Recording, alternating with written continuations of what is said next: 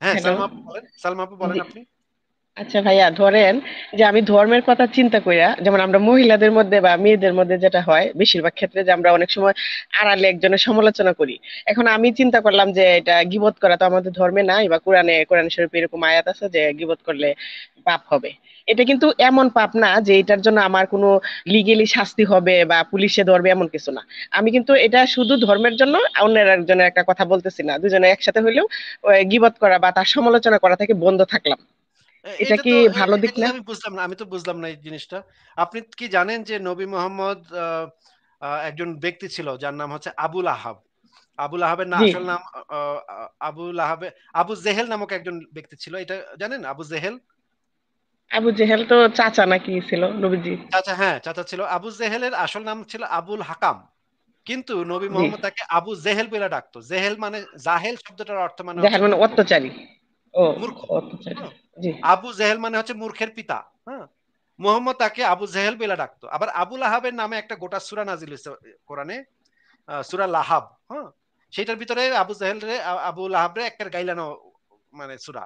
আবু লাহাব ধ্বংস হোক, ওর বউয়ের বউ ধ্বংস হোক, ওর হাতে কুষ্ঠ হোক, আর হাত ধ্বংস হয়ে যাক। এই টাইপের একটা সূরা নাজিল হইছে। জি। তার মানে, এবং নবী মোহাম্মদ তো মানে কাফেরদের ধর্ম নিয়ে লাগাতার সমালোচনা করত, কুৎসা রটনা করত, কটূক্তি করত। তাইলে আপনি যে বলতেছেন যে অন্যের সমালোচনা করা এটা মানে ইসলামে এটা নিষেধ। হ্যাঁ, ইসলামে যেটা নিষেধ সেটা হচ্ছে গীবত করা, সেটা হচ্ছে এক মুসলমান আরেক মুসলমানের সমালোচনাটা করতে পারবে না। হ্যাঁ, মানে দোষ ত্রুটি গোপন রাখবে। কিন্তু এটা তো সবার জন্য প্রযোজ্য না, এটা হচ্ছে শুধু মুসলমানদের জন্য প্রযোজ্য। আপনি তো নিঃসংকোচে কাফেরদের মানে গীবত করতে, কাফেরদের সম্পর্কে নোংরা কথা, খারাপ কথা, বাজে কথা বলতে পারেন। এটা তো নবী মোহাম্মদ নিজেও বলছে। আবু বকর বলছে। আবু বকর একবার ইসে গেছে, গিয়া বলতেছে কাফেরদেরকে, গিয়া গালি দিচ্ছে, বলে লাত দেবীর লজ্জাস্থান চেটে খাও। এটা বলতেছে আবু বকর কাফেরদের গিয়া। এটা খুবই নোংরা কথা, তাই না? এরকমের অনেক মানে সমালোচনা। এবং নবী মোহাম্মদের একজন সভাকবি ছিল, সাবিত নাম। তার কাজ ছিল কাফেরদের নিয়ে কটূক্তি করে কবিতা লেখা, কাফেরদেরকে নিয়ে ঠাট্টা মশকরা করে কবিতা লেখা। এটা ছিল, সেটা দিয়ে কবিতা লেখাইতো মোহাম্মদ নিজে। তো আপনি যে বলতেছেন যে গীবত করা, আবার অন্যের আবার সমালোচনা করা। আবার আসিফ ভাই, তার আবার তার বিরুদ্ধে কেউ কবিতা লিখলে তাকে মেরে ফেলতো। হ্যাঁ, হ্যাঁ, আবার মোহাম্মদের বিরুদ্ধে কি কবিতা লিখছে তো মরছে, ওরে রাতের বেলা লোক পাঠায়া জবাব করে আসতো। তো ভাই আপু, আমি তো বুঝতে পারতেছি না আপনি মানে এটা তো হচ্ছে একটা সাম্প্রদায়িক কথা যে এই যে গীবত, মুসলমানের গীবত করা যাবে না কিন্তু অন্যদের গীবত করা যাবে, কাফেরদের গীবত করা যাবে, কাফেরদেরকে নোংরা কথা বলা যাবে। হ্যাঁ, এইগুলা তো মানে সুন্নত, এগুলো তো ইসলামের সুন্নত হিসেবে আছে। তো আপনার কথা বুঝতে পারছি না, আপনি কি আমাকে এমন কোন এভিডেন্স দেখাতে পারবেন যে কাফেরদের সমালোচনা করা যাবে না? না ভাইয়া। তার মানে ইসলামে যেটা আছে সেটা হচ্ছে একটা সাম্প্রদায়িক কথা বলা আছে যে মুসলমান হইলে তার সমালোচনা করা যাবে না।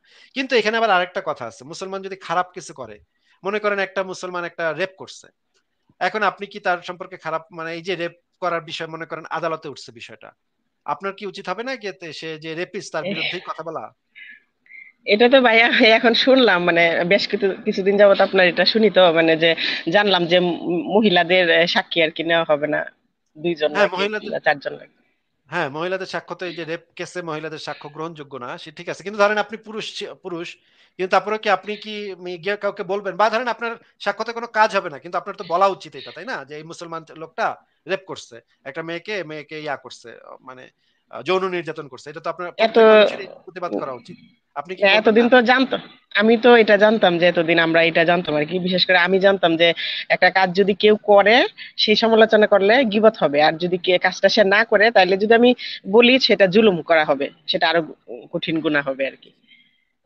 আচ্ছা, আমি আপনাকে একটা কয়েকটা দলিল দেখাই যেখানে দেখা যাবে যে এই যে একজন একটা মেয়েকে মানে যৌন নির্যাতন করার পরেও ইসলামের যে সবচেয়ে প্রধান যে আহ, ইয়ারা, তারা কি করছে, এই বিষয়ে কি করছে দেখেন, আপনি দেখলে বুঝবেন যে তারা এই দোষ ত্রুটি গোপন রাখছে।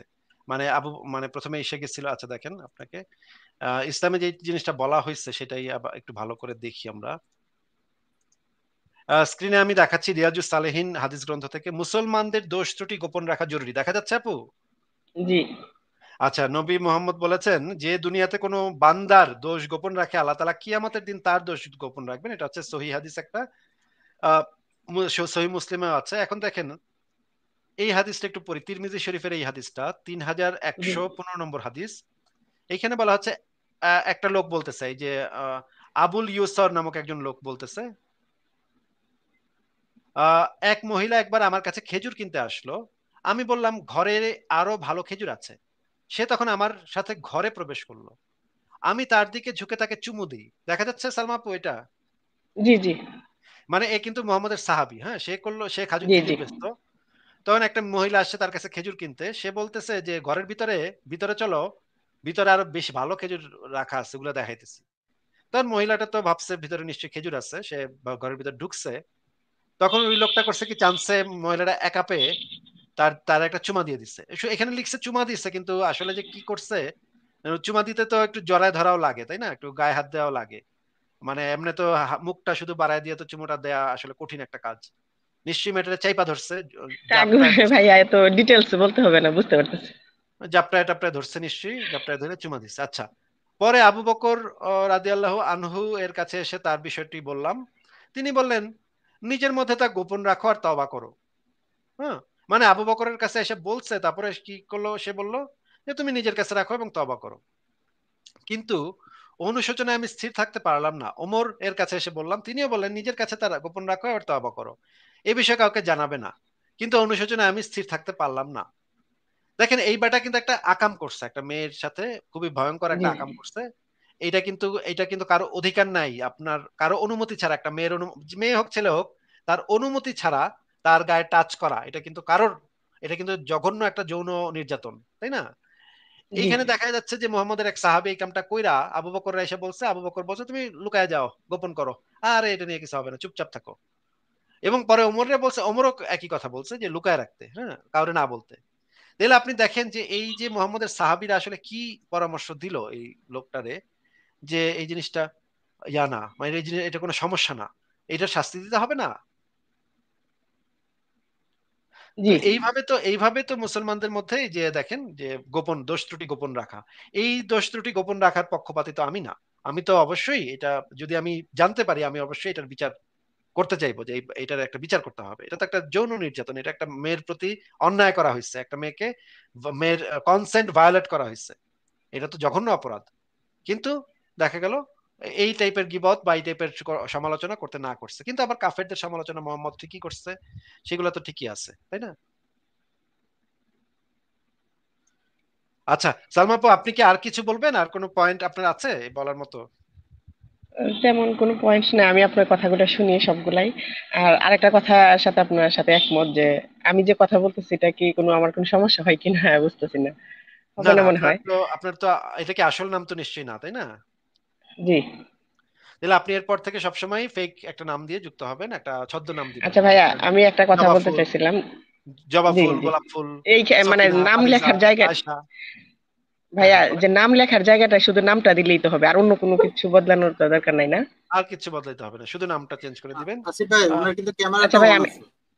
আচ্ছা, ক্যামেরা অন করলে সমস্যা সমস্যা নেই, নেই। আপনি পুরো অন্ধকার, অন্ধকার দেখা যাচ্ছে, এটাতে কিছু লাভ না নেই। আমার ঘরে অন্ধকারই। ভাই আমি আচ্ছা। আরেকটা কথা বলতাম যে একটা জিনিস আর কি, আমি যথেষ্ট মোটামুটি স্বাধীনভাবে বড় হয়েছি, আমার খুব একটা সমস্যা হয় নাই।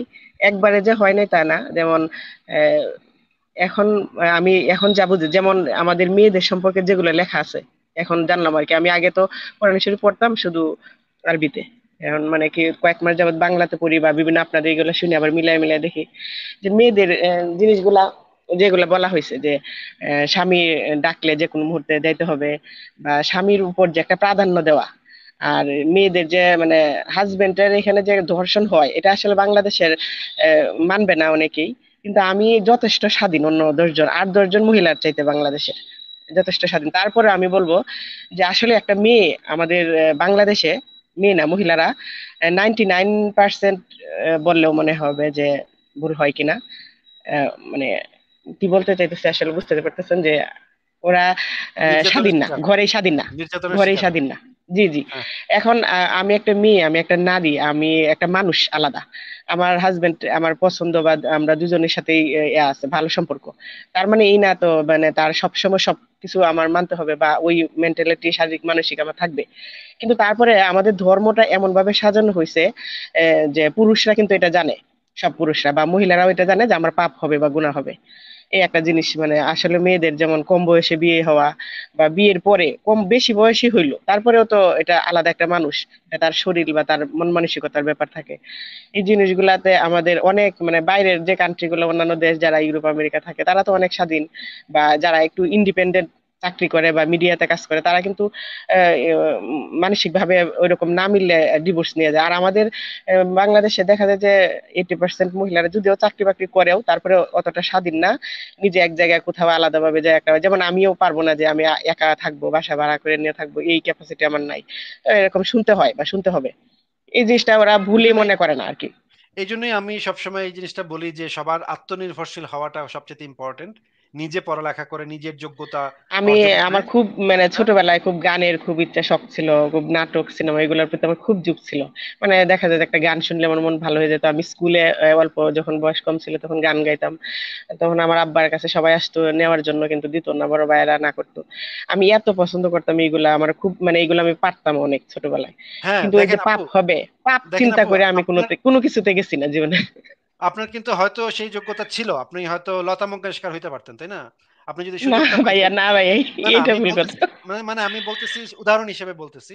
এই যে লতা মঙ্গেশকর যে সুযোগটা পাইছে তার পরিবার থেকে, সেই সুযোগটা যদি আপনি পাইতেন তাহলে আপনি হয়তো একজন হইতে পারতেন। গানের জগতে একজন দিকপাল হইতে পারতেন। আমরা তো কেউ জানি না, আমরা তো কেউ বলতে পারি না যে আপনার মেধা কতখানি ছিল, গানের মেধা, যেটা আপনার এখন নষ্ট হয়ে গেছে। আপনি এখন হয়তো আর করতে পারেন নাই।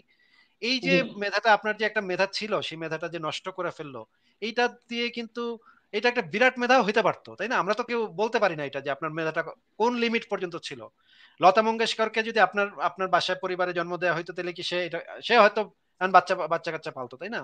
লতা মঙ্গেশকর, জি। আশা ভোসলে, তারপর মনে করেন এখন বর্তমান সময়ে যে অরিজিৎ সিং কত সুন্দর গান গায়। অরিজিৎ সিং কে যদি আপনার মতো একটা মানে মুসলিম পরিবারে, যেখানে গান বাজনা নিষেধ, সেই পরিবারে জন্ম নিত, সে তো আর এখনকার দিনের অরিজিৎ সিং হইতে পারতো না, তাই না? এখন দেখেন এই যে এই সম্ভাবনাগুলা, এই মেধাগুলাকে কিভাবে নষ্ট করা হয় আমাদের সমাজে, আমাদের মানে কালচারে। কিন্তু আপনি হয়তো মানে আপনার সময়টা হয়তো পাস হয়ে গেছে, আপনি এখানে কিছু আমাদের করার ছিল না। কিন্তু আপু, জি। আপনার সন্তানের ক্ষেত্রে কিন্তু আপনার হাতে কিন্তু এই সুযোগটা এখনো আছে। হ্যাঁ, আপনার সন্তানকে যখন আপনি বড় করবেন বা লালন পালন করবেন, বা আপনার আশেপাশের সন্তান বাচ্চাদেরকে যারা যখন তাদের মায়েরা যখন লালন পালন করবে, তারা যেন এই সুযোগটা পায়। হয়তো আমরা পাই নাই, আমিও অনেক কিছু করতে পারতাম হয়তো জীবনে, কিন্তু এই সুযোগটা পাইনি, একটা আফসোস থেকে গেছে যে এটা আমি করতে পারতাম, কিন্তু সমাজের কারণে বা পরিবারের কারণে এটা করতে পারিনি। এইটা যেন আমার সন্তানের ক্ষেত্রে যেন না হয়, বা আমাদের ভবিষ্যৎ প্রজন্মের ক্ষেত্রে যেন এই প্রতিবন্ধকতা না থাকে, তারা যেন আত্মনির্ভরশীল হইতে পারে, এই চেষ্টাটা কিন্তু এখন আমাদের করতে হবে। নইলে হয়তো জি। 20 বছর পর আপনার মেয়ে বাচ্চাটা হয়তো সেও আফসোস করবে, আরে আমি একটু গিটার বাজাইতে ভাল লাগতো, আমার গিটার বাজাইতে চাইছিলাম, বা আমি একটু নাচতে চাইছিলাম, নাচতে আমার খুব ভাল লাগতো, কিন্তু আমার বাপ মা আমার নাচতে দিল না, বললো যে ইসলাম ধর্মে নাচটা হারাম। তারপর আমার ঘরে বসায় রাখছে, এখন আমি মানে স্বামীর পা পা ধোয়া দিই, স্বামীর সেবা করি, সারাদিন ধরে স্বামীর সেবা করি আর রান্না করি আর বাচ্চা পালি। এই কি আমার জীবন? মানে তার জীবনটাও যেন ইয়া না হয়, সেই ব্যবস্থা কিন্তু আমাদের করতে হবে। বুঝতে আর পারছেন? ভাইয়া যে দেখেন মেয়েরা, আমি ধরেন যে আমি ইচ্ছা হয়েছে আমার একটু সাজবো বা আমি বাইরে বের হব, এখন আমার সাজলেও আমার গুনাহ হবে, অন্য আরেকটা পুরুষ সে মুখ বাহির করে, মানে সে তার পছন্দ মতো পোশাক পরে সে বের হইতে পারবো, আবার সে আমারে দেখবে, আমারই পাপ হবে। কেমন এটা, কেমন জিনিসটা আমার কাছে মাঝে মাঝে এমন মনে হয় যে আমারে দেখতেছে একটা পুরুষ মানুষে, তাহলে তা সে না দেখুক তার পাপ হবে, কিন্তু আমারই এই পাপটাও আমার হবে।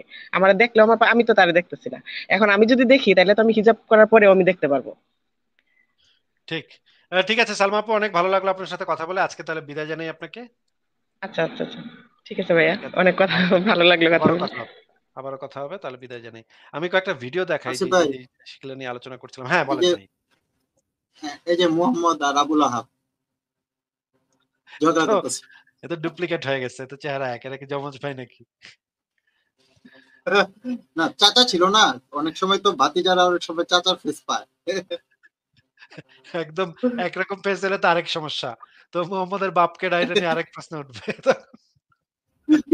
ওইটা তো ভাই আছে, এখনো তো বিতর্কিত। এখনো সেটা নিয়ে বিতর্ক কিন্তু শেষ হয়নি। আচ্ছা, আমরা কয়েকটা ভিডিও দেখে নেই যে এই যে মেয়েদের যে মানে নেইল পালিশ দেয়া, এগুলা ইসলামে কি বলে এই বিষয়ে দেখেন একটু। সাজানো উচিত, কিন্তু নেইল পালিশ নখে দেওয়া হারাম। নখ যেমন বড় করা হারাম, নেইল পালিশ নখে দেওয়া হারাম। নেল পালিশ নখে দেওয়া ইহুদি খ্রিস্টানদের পতিতালয়ের মেয়েদের বৈশিষ্ট্য নয়। নেইল পালিশ নখে দেওয়া ইহুদি খ্রিস্টানদের পতিতালয়ের মহিলাদের বৈশিষ্ট্য। কপালে টিপ দেওয়া হারাম। দেখলেন আপনারা যে মানে কি বলতেছে এগুলা, এবং এই যে মেয়েদের যে আত্মনির্ভরশীল করার বিষয়টা নিয়ে আমি সবসময় জোর দিই এই বিষয়টাতে। প্রত্যেক মানুষেরই উচিত আত্মনির্ভরশীল হওয়া। অন্যের উপরে যেন পরগাছা হয়ে থাকতে না হয়, অন্যের উপর যেন অন্যের দয়া দাক্ষিণ্যে যেন আপনার জীবনটা যাপন করতে না হয়। আপনি যদি আত্মনির্ভরশীল হন তখন পরিবারে আপনার আলাদা একটা সম্মান থাকবে, আলাদা একটা জায়গা থাকবে। পরিবারের যেকোনো একটা ডিসিশন মেকিং এ আপনার মানে গুরুত্ব দেওয়া হবে। আপনার মতামতটা কি সেটা গুরুত্ব দেওয়া হবে। আপনি যখন ইনকাম করবেন তখন আপনার সাথে এই আচরণগুলো পরিবারের মানুষের আচরণই দেখবেন চেঞ্জ হয়ে গেছে। হ্যাঁ? আপনি হয়তো বুঝতেও পারবেন না যে এটা কি হইলো। আগে হয়তো আপনি কোন চাকরি-বাকরি আপনার কোন চাকরি-বাকরি ছিল না। কি আপনার পুছতেও না। কিন্তু যেই আপনি ইনকাম করা শুরু করবেন আপনি দেখবেন পুরা ফ্যামিলির যে আ চেহারাটা আপনার প্রতি যে দৃষ্টিভঙ্গিটা সেটাই পুরা চেঞ্জ হয়ে যাবে যখন আপনি ইনকাম করা শুরু করবেন। এবং আপনি নিজেও একটা মানে মনের ভিতরে একটা কনফিডেন্স পাবেন যে আমি আমার নিজের টাকায় চলি। কাউরে আমার পোষার কি দরকার, হ্যাঁ? আমি আমার নিজের পয়সা দিয়ে আমি নিজে ইনকাম করে আমি নিজে চলি। এখানে আমার কাউরে পোষার কি দরকার? এই কনফিডেন্সটা কিন্তু অনেক বিরাট একটা বিষয়। কিন্তু ইসলামের যে বিধান, ইসলামের যে আলেমরা দেখেন, ইসলামের আলেমরা কি বলে এই বিষয়ে দেখেন শোনেন। বলে যে আমার মেয়েকে আমি স্বাবলম্বী করব। ঘোড়ার ডিম করবেন আপনি। আপনার মেয়ে কখনো স্বাবলম্বী হবে না। আপনার মেয়েকে পাহারা দিতে হলে পুলিশ লাগবে। আর আমাদের সমাজে কিছু মানুষ নারীকে নিজের পায়ের উপর দাঁড়ানোর শিক্ষা দিচ্ছে। বিশ্বাস করুন এই ফিতনা বের হয়েছে, ইউরোপ আমেরিকাকে শেষ করে দিয়েছে, কাফেরদেরকে নিঃশেষ করে দিয়েছে, এখন মুসলিমদের ঘরের ভিতরে সেগুলো ঢুকিয়ে দেওয়া হয়েছে। এগুলো এত কঠিন বিপদ আপনি জানেন না। যেখানে এটা ঢুকছে সেখানে শ্বাস পরিবার ধ্বংস করে দিচ্ছে, পরিবার থাকতে চায় না। অনেক মানুষ আমার কাছে এসেছে যে আমার তো টাকা খাওয়ার লোক নাই, টাকা খাওয়ার অভাব মানে লোক নাই, আমার স্ত্রী কেন চাকরি করবে, সে কার কাছে থাকে দুপুর পর্যন্ত বিকাল পর্যন্ত। আমি দেখলেন মানে মেয়েদেরকে আত্মনির্ভরশীল করা এটা মানে কি ভয়ঙ্কর কথাবার্তা বলতেছে। মেয়েরা নাকি কখনো আত্মনির্ভরশীল হবে না। আরে সারা পৃথিবীর বড়, বড় জায়গা চালাচ্ছে, বড়, বড় কোম্পানি চালাচ্ছে মেয়েরা এখন। এরা কোন মধ্যযুগে কোন আরব দেশের সেই ১৪০০ বছর আগের হেরা গুহাতে এখনো বইসা আছে এদের কথাবার্তা শুনলে মনে হয়। তোরা জানোস যে মানে মেয়েরা এখন মানে মহাকাশে চলে যাচ্ছে। মানে সুনিতা উইলিয়ামস এর নাম তোরা শুনছোস? তোরা না দিক গিয়ে দেখ নাসাতে মেয়েরা কোন জায়গায় কাজ করতেছে তোরা গিয়ে দেখ। মানে এগুলা কি পাগল? এখন পর্যন্ত হেরা পর্বতের গুহায় বইসা থাকলে হবে? দুনিয়া কত বড় হইছে তোদের কোনো আইডিয়া নাই রে। তারপরে আমাদের এই আপু আরেকটা কথা বললেন যে বৈবাহিক ধর্ষণ বিষয়ে। সেটা নিয়ে একটা ভিডিও আছে। সেই ভিডিওটা আপনারা একটু দেখেন, দেখে নিন। মেরিটাল রেপ বলতে কি ইসলামে কিছু আছে মেরিটাল রেপ। এখানে দেখা যায় অনেকেই মেরিটাল রেপ ইসলামে আছে বলে থাকে, এবং তারা দারুল ইফতায় ফতোয়া দেয় যেখানে বলা হয়েছে মেরিটাল রেপের সম্বন্ধে। আর যেখানে এটা পোপ এটার বিচারের জন্য কোর্টে যেতে বলা হয়েছে, এখানে আমি সংশয় আছি মেরিটাল রেপ নিয়ে। প্লিজ মেরিটাল রেপ ইসলামে কি বলে বিস্তারিত জানাবেন। আমাদের আল কোরআন দর্শক আমি জাস্ট এখন প্রশ্ন উত্তরে চলে গেছি। মেরিটাল রেপ যেটা এটা বলা হয় অর্থাৎ বৈবাহিক দর্শন, এটার নাম হচ্ছে বৈবাহিক দর্শন। এই শব্দটা আসছে এই কুখ্যাত জাতিসংঘের যে সিরো যে ঘোষণা, তাদের যে নারী অধিকার নারী নীতি, এইসব জায়গা থেকে আসছে। বাংলাদেশ মহিলা পরিষদ, এখানে নানা রকম এনজিও আছে। তারা বিগত তত্ত্বাবধায়ক সরকার আমলে এবং বিএনপির আমলে, বিশেষ করে আওয়ামী লীগ আমলেও তারা বহু চেষ্টা করেছে নারী নীতি পাশ করার জন্য। সেখানে এই সমস্ত শব্দগুলো তারা আবিষ্কারগুলো, আমাদের তো এখানকার মুসলমানদের তো পরিবেশীদের নিজস্ব কোনো প্রোডাক্ট নেই তাদের, তারা সবসময় বাইরে থেকে আমদানি করে শব্দ পরিভাষাগুলো। এটা কি মেরিট রেপ? মেরিট হলে আবার সেটা র্যাপ কিছু হয়, বিয়ের মধ্যে র্যাপ কিছু। তো অর্থাৎ তারা বলতে চাই স্বামীর অধিকার নাই যে বিবিকে স্ত্রীকে বা বিবিকে সহবাসের জন্য তাকে বাধ্য করা। ইসলামের কোনো পরিভাষা নেই, ইসলামের কোনো পরিভাষা নাই। এটা সম্পূর্ণ একটা পাশ্চাত্যের একটা ভুয়া পরিভাষা। এটা দিয়ে তারা স্বামী অবদ্ধ করার জন্য মেয়েদেরকে এই শব্দগুলো তারা ইয়ে করেছে। ইসলামে যেটা আছে সেটা হলো স্ত্রীকে বলা হয়েছে স্বামী যখন তার সাথে মিলিত হতে চাইবে স্ত্রী সেটা ইয়ে করবে, স্ত্রী স্বামীকে সে সুযোগ দিবে। শব্দগুলো সম্পূর্ণ ভয়ঙ্কর শব্দ, এগুলো পরিভাষাগুলো খারাপ শব্দ, এগুলো এই নারীবাদীদের শব্দ, ফেমিনিস্টদের শব্দ, পাশ্চাত্যদের থেকে আমদানি করা শব্দ। দেখলেন কি একটা অবস্থা। হ্যাঁ সক্রেটিস ভাই কিছু বলবেন আপনি? মানে আমার ওয়াইফ অসুস্থ থাকুক, তার কোনো সমস্যা থাকুক, যা হোক মন চায় হোক, মানে আমি একটা ভাদ্র মাসে পাগলা কুত্তা, আমার মন চাইছে করতে হইব, মানে আমি ডাইরেক্ট তার উপরে ঝাঁপাই পড়ব। হ্যাঁ দিবি কিনা বল। না ইসলামে যেটা আছে সেটা হচ্ছে বেশি অসুস্থ থাকলে তখন সেটার একটা ইয়া আছে। কিন্তু যদি মানে মনে করেন যে তার হালকা মন খারাপ বা হালকা অসুস্থতা, এই সমস্ত ক্ষেত্রে না করা যাবে না। স্বামী যখন চাবে তখন তাকে দিতে বাধ্য থাকতে হবে স্ত্রীর।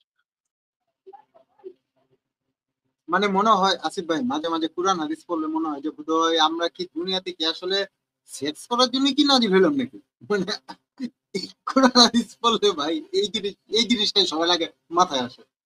মানে এত জঘন্য হইতে পারে, এত জঘন্য হইতে পারে। আচ্ছা, আরেকটা ভিডিও দেখা দরকার, দেখেন আপনারা। এই ভিডিওটা দেখেন একটু। আচ্ছা, একটা কুত্তি কুত্তি 60টা বাচ্চা জন্ম দেয়, সিজার লাগে না। একটা ছাগি 3টা 4টা বাচ্চা জন্ম দেয়, সিজার লাগে না।